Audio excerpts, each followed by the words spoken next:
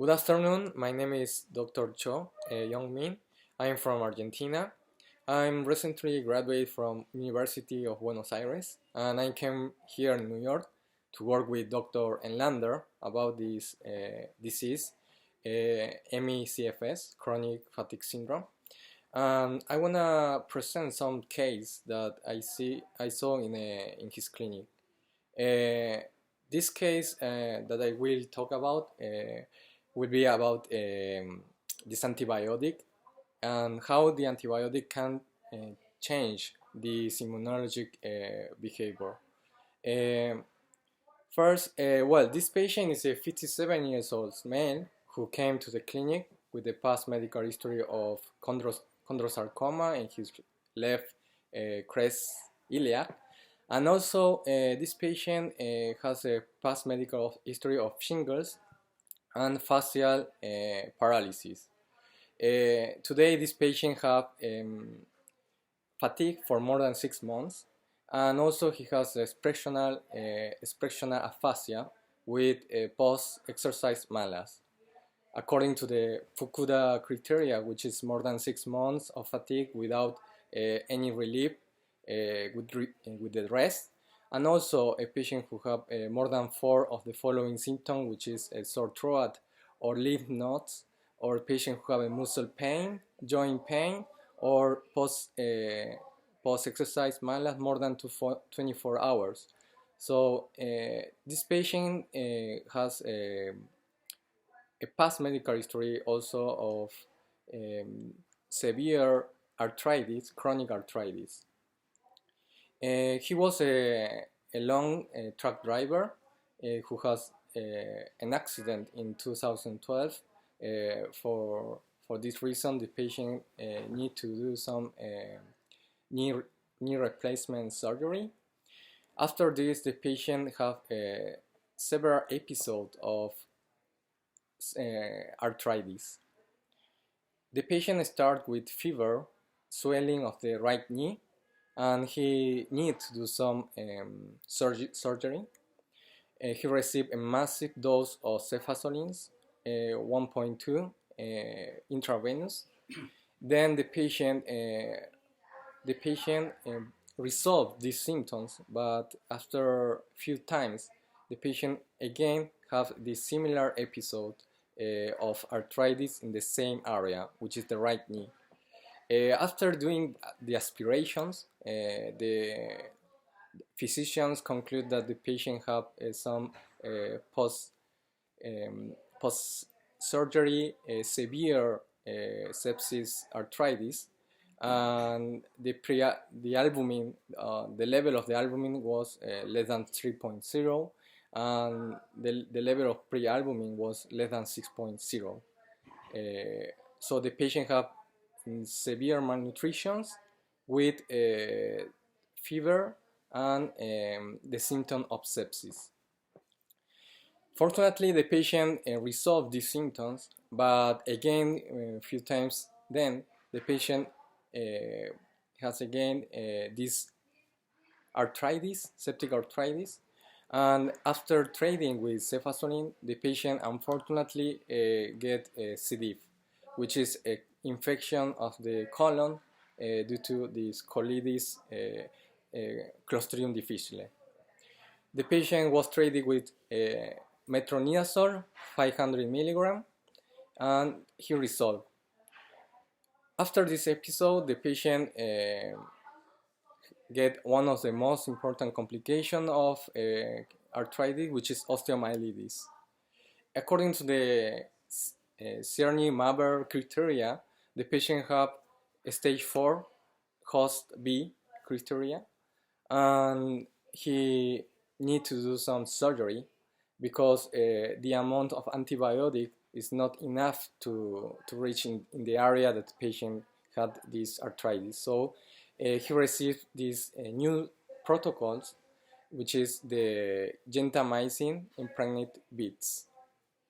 After receiving for 2 weeks this treatment, fortunately the patient resolved these symptoms, but then he gets these episodes of chronic fatigue syndrome. So This is the case. The last visit of this patient was last 3 weeks. The patient have orthostatic intolerance with 120/70 at the sitting, but 100/50 when the patient stand, millimeter mercury. And the pulse in the sitting position was 70, but when the patient stand was 50. So the patient have a severe orthostatic intolerance. Also, the patient have his labs was a natural killer level less than 7, less than 6, and also the patient have a high antibody concentration of against Coxsackie B3 and B4 and HHV6. Today the patient is taking this MAF 878 according to the Dr. Enlander protocols, and also he is taking this low dose of naltrexone, 4.5 milligram plus Betamax, which is a concentration of vitamin B6 and B12. In this case, I want to discuss how antibiotics can affect our immunology. So first, let me give some background about this disease. As we know, chronic fatigue syndrome, there is unknown cause yet, but probably this chronic fatigue syndrome is related with immunologic factor. Second, about this arthritis. Arthritis is one of the most common infections in US.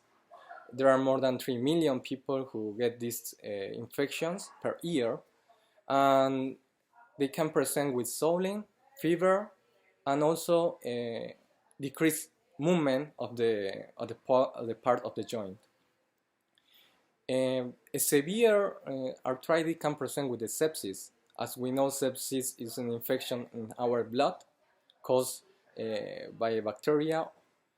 In this case, the most common bacteria that affect this joint is Staphylococcus aureus, which is a gram-positive bacteria. But on the other hand, we have gram-negative bacteria such as Escherichia coli or Pseudomonas aeruginosa, which is less common than the Staphylococcus aureus. There are two main complications that I mentioned before. Sepsis is one, and the other is osteomyelitis. Osteomyelitis, as we know, is an infection of the bone, and there are many types of classification, but the most common classification that orthopedic use is a Czerny-Marby classifications. There are two dimensions of this classification. One is anatomical, and the other is depending on the host immunology. And according to the anatomical, we have different stages. There are 4 stages. The first stage is a medullary infection. The second stage is when there is superficial infection. When I say superficial infection, it's an infection of the periosteals, the superficial part of the bone. The stage 3 is when the patient have infections in the medullary part and the superficial part of the bone, but it's not so complicated that the patient still can move. But in the stage 4, the patient have infections in the medullary and also in the bone. So this patient that I mentioned before, he has a stage 4, a severe complication of this severe stage of the arthritis, of the osteomyelitis. And also we can classify this a patient depending on the immunologist stage. There are three stages: host A, host B, and host C. Host A is when the patient have a normal immunology. Host B is when the patient have immunology compromise, like diabetes or chronic or cardiac heart failure, or a patient who have a cancer. In the case of stage C, it's a patient who have a severe immunology compromise. So according to the doctor survey, we can treat this patient because first we have to support such as nutrition or blood serums. This is a background that we have to know before discussing this case. And now I'm gonna try to make some question about this case. First, is if there is a massive treatment of antibiotic, is the antibiotic cause immunological deficiency? Or the second question could be, is necessary to treat a patient with antibiotic with these doses or during so prolonged time? Well, first, let me discuss some important topic. First, our body, our gut, is covered by bacteria. This bacteria is normal in our body because this bacteria help to fight against another bacteria that can make damage in our body. But in some case, a patient who was treated with antibiotic, this normal flora died, and they increase the percent of getting infections. To make more clear, let me explain about this, how gut flora make our body improve our immunologic system. First, as we know, the microbiota is one of the most important components, but the second most important component is this epithelium that covers our gut. And the third component is the panel cells. The panel cells is a presenting cells that is over these crypts. The crypts is there is anatomical portions on our gut that there are a lot of lymphocytes inside this crypt, and above this crypt there is one cell which is a panel cells. The panel cell function is presenting antigens to this lymphocyte in order to synthesize antibodies. So this three part, which is epithelium, microbiota, and the panel cells, give an important environment to our gut to provide immunology. So if we treat the patient with a massive antibiotic, we have a three problem. First is we have a disbalance between this normal flora and a new bacteria that can harm our body. The second is because in our cells there is one organ which normally we call mitochondria, and the background of the mitochondria is also a bacteria. Antibiotic can harm these normal cells, and also when those cells die, the permeability improve in our gut, and this make the bacteria, which is not common in our body, enter in our blood. How can I call this last mechanism? Normally, during this last 10 years, we call this one microbiota translocations. Microbiota translocation is when bacteria enter to our body, to our blood, and enter to another site beside this gut, like a lymph node, or for example, could enter in the heart and produce a sepsis. An important study in the Cornell University, they discovered that microbiota translocations is very common in a patient who have ME CFS. How they measure this one? Well, in our body, we can measure a bacterial component which name is LPS, lipopolysaccharide. And this study showed that a patient who have a CFS, ME CFS, has high concentration of lipopolysaccharide and also an important component which is LPS binding protein, which is created by the liver. Also, there is another important cell which is a CD14. This is a marker from a macrophage, monocyte, and natural killer. The CD14 is high in a patient who have a ME CFS in comparison with a patient with the healthy patient, according to this study.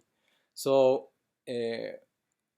we can make some important statement that this patient with ME CFS has more more bacteria inside in his body because of these disruptions in the gut barrier. So another important discussion that we have to do regarding with this case is probably the patient has this problem in these cognitive skills, and one of the studies that I read is that it's a preclinical study. Mice without the normal flora, they present a high neurogenetic degenerations, and the cause is because there is a cells like a macrophage or monocyte with a marker called LIC6, LI6C, and the research discovered that a patient who have a neurogenetic disorder, they have a less concentration of LI6C in their hippocampus. So when they try this patient, when they try these animals, mice, with probiotic, they discover that these neurogenerations improve a lot. And adding exercise with this probiotic, they conclude that mice getting better, and the neurogenetic degeneration process change, and they improve the concentration of neurons inside the hippocampus. So we can realize that it's very important the function of the microbiota in our gut, because they also provide important functions of our mind. Another important discussion that we have to do is the functions of how antibiotic can change the functions of panel cells, because panel cell, as we mentioned before, there is an important function presenting antigen, but panel cells have another important function, which is the secretion of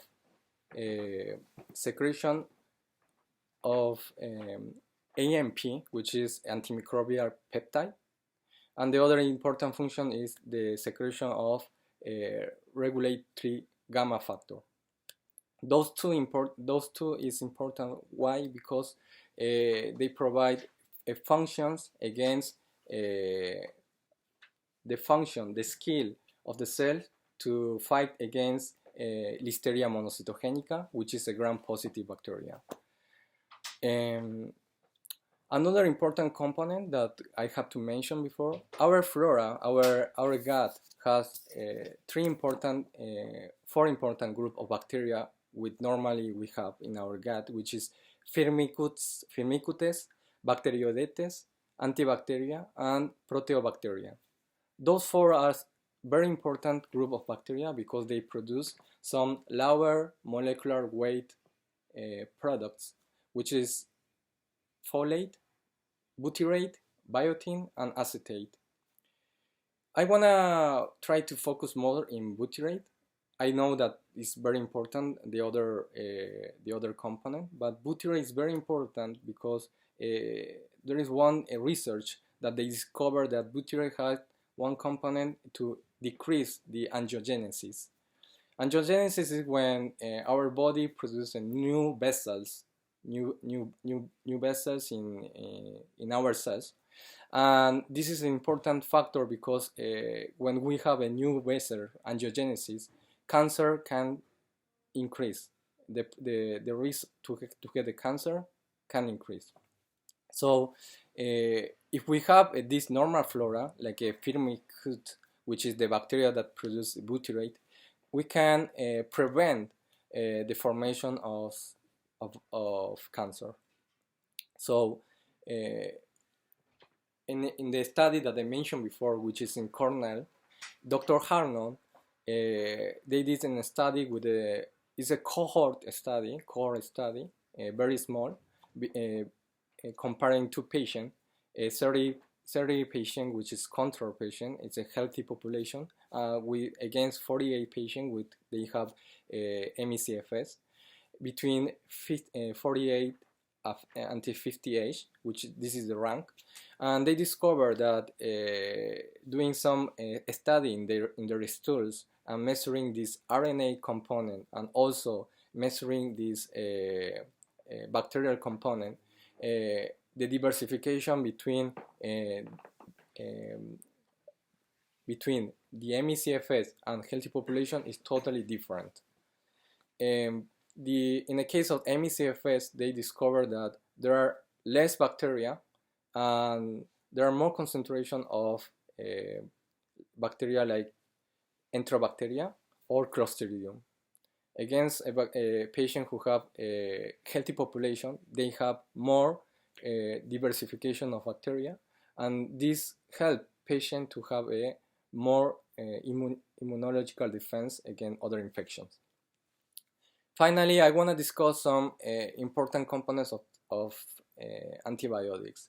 As we know, antibiotics, many ones they discover from fungus, like a penicillin, and we know now that some penicillin can make some disturbance in our gut.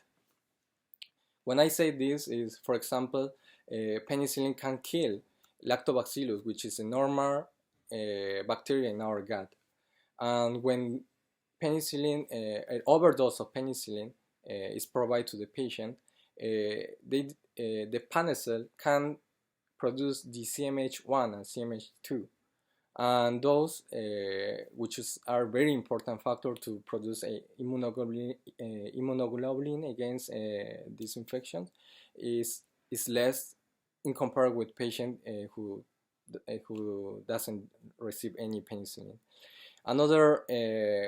Another drug that I can mention is metronidazole.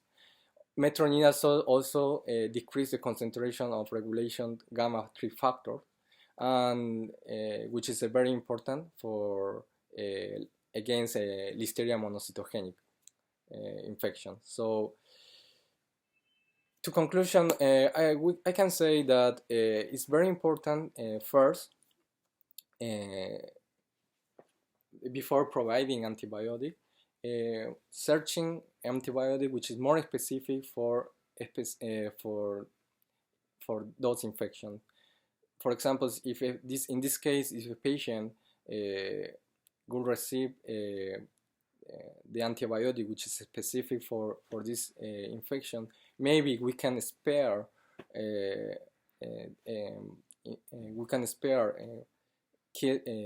damage for our normal flora.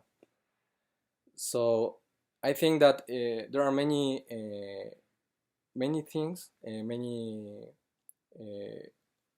we need more time to study more about this flora and gut, because this topic opened a new door for our medical fields, and probably we have to study more how this microbiotic can help to treat a patient with ME CFS. Thank you very much.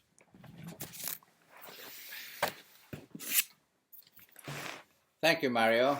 Mario, like our other externs, was not actually familiar with ME CFS prior to coming to New York, and we thank actually all our externs for coming to work with us and to bring back this knowledge to their countries, and hopefully extend the knowledge of ME CFS to places where knowledge was not apparent previously. Thank you very much, Mario.